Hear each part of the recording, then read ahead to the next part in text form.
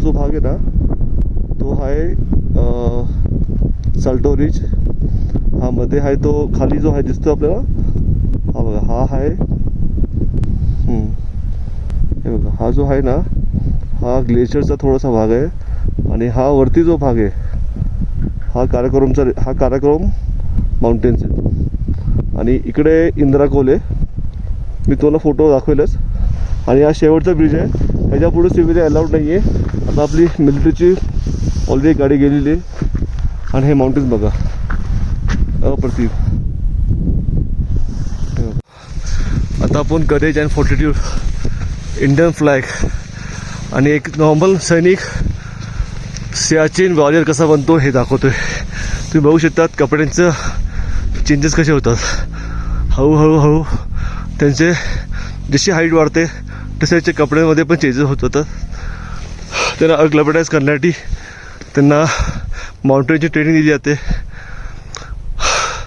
आणि आपण सियाचीन का म्हणतो, सियाचीन बाल्टी लँग्वेजमध्ये त्याला आपण म्हणतो की इथे अबंडन्स ऑफ व्हाईट रोजेस सापडतात, त्याच्यामुळे इथं नाव दिलं आहे सियाचीन इज ए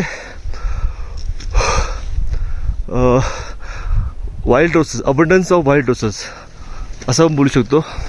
आणि ह्याचा अर्थ असा आहे की आपले जेवढे सैनिक इथे शहीद झाले जेव्हाही ते इथे त्यांच्या जमिनीवर त्यांचं रक्त सांडलं तर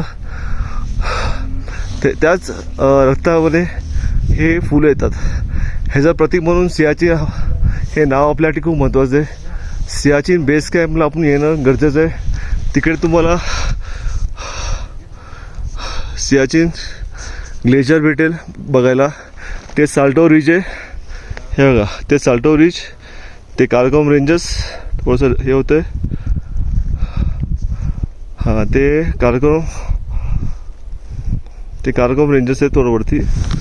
आणि हे महत्त्वाचं आहे की आपल्या देशाचे सैनिक इतक्या दूरवर येऊन इतकं कष्ट करून आपल्यासाठी झटत आहेत, तर आपण त्यांच्यासाठी 2 मिनटं वेळ काढला पाहिजे.